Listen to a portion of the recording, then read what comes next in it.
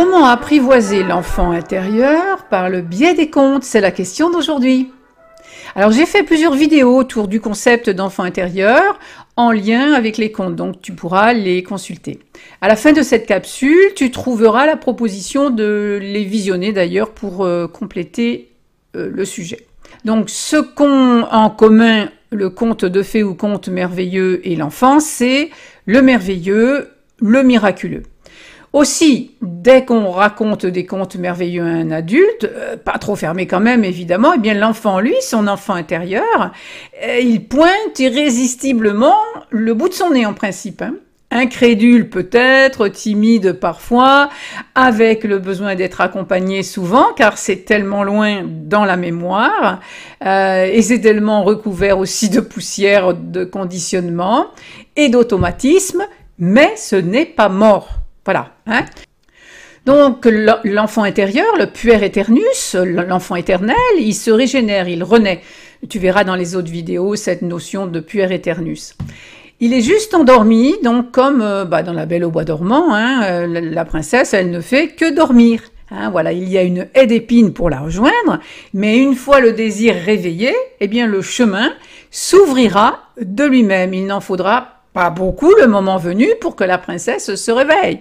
Il suffira de quoi? D'un baiser.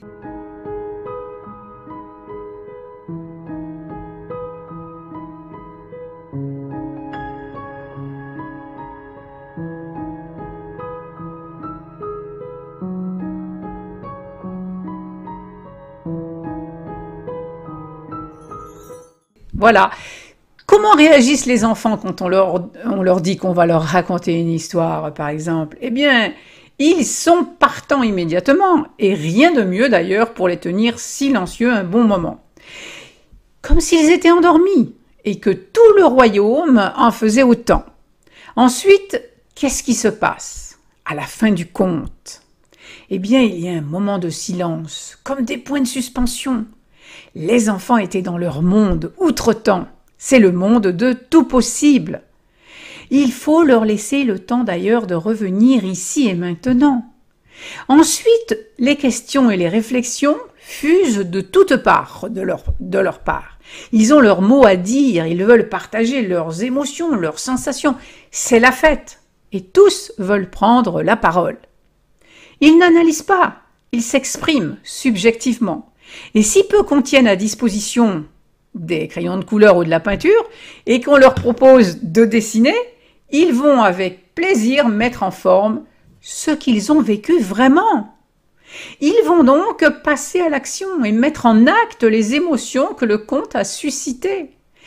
C'est magique, de l'histoire à l'action. C'est magique parce que la magie et son anagramme image ne font plus qu'un. Les enfants bouillonnent d'impatience. Ils sont le héros de l'histoire. Ils imaginent ce qu'ils auraient fait, eux, à la place du héros. Ils débrident leur imagination. Ils se lâchent. Ils ont l'intuition que dans ce pays-là, les adultes ne les rattraperont pas. Ils ne les puniront pas, ils ne les contraindront pas. Ils retrouvent leur puissance. Ils s'approprient l'histoire. Et c'est exactement ce qui se passe avec les enfants intérieurs. L'identité et la liberté, la magie de la vie sont retrouvées. Tout est possible. La porte de la geôle mentale s'est ouverte. Et même s'il te faudra un peu de temps pour oser t'aventurer, il n'y a pas de retour en arrière possible. L'adulte intérieur a vu que cette fois, c'était possible et que jamais plus, il n'abandonnera son enfant intérieur. Voilà. Alors, eh bien, si tu veux faire, toi aussi, adulte, de ton histoire une légende, de ta vie un conte, eh bien, tu as plein de ressources, de liens sous la vidéo. Rejoins-moi sur leroyaumeamoureux.com. Et je te dis à très bientôt pour une autre vidéo.